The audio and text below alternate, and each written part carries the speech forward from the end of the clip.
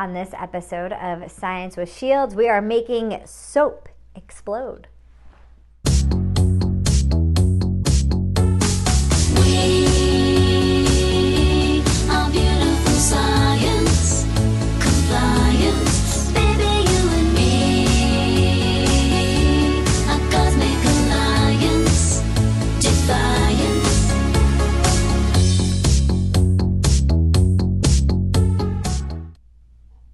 Hey everyone, it is Christy Shields, and on this episode of Science with Shields, we are making a soap explosion. It's really going to be cool. So what do you need for this experiment? You're going to need a bowl full of water.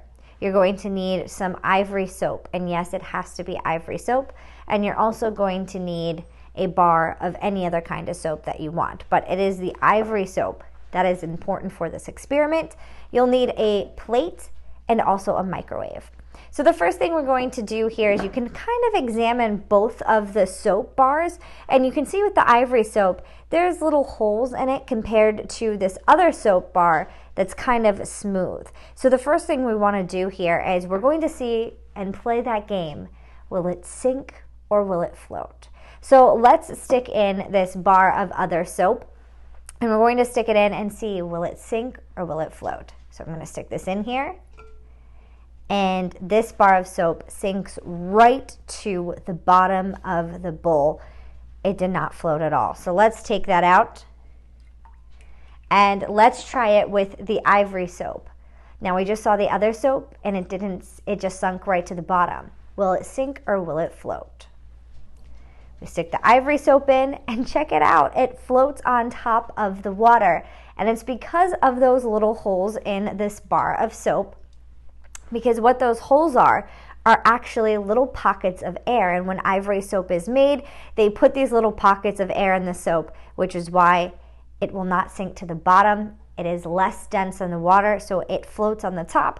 Whereas this other bar of soap, it's more dense, so it sinks right to the bottom. So that's the first part of this experiment. So we learned that, again, those pockets of air make it less dense than the water. So our next part is what we're going to do is we want to take this bar of ivory soap and cut it into 4 pieces. So let's start there. All right, so I have my knife, and please, kids, have a guardian, parent, or grandparent help you with this part in the cutting process. So we're gonna cut this ivory soap into 4s. Okay, got it in half. 4.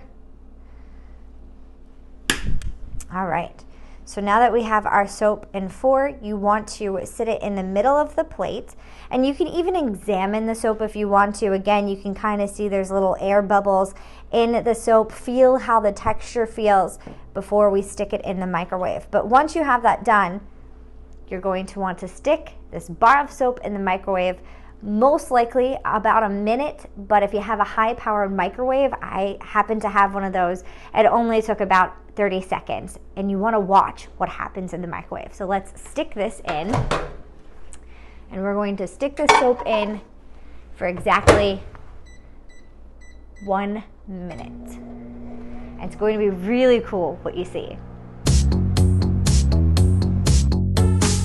We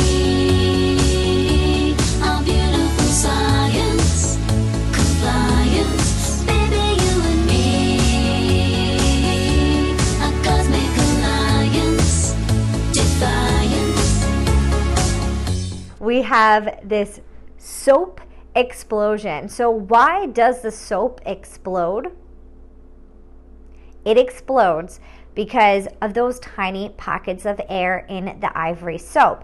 So what happens is in those little pockets of air, there's also a few little water molecules, and whenever you heat that, it expands those air bubbles, and so it expands the soap and it makes it look like this as well. Because of all those tiny air bubbles, when it expands, again, it allows the soap to expand and create this crazy soap explosion.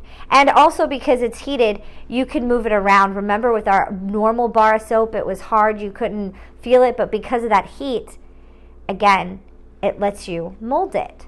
Really cool science experiment, all because of some air bubbles and the ivory soap.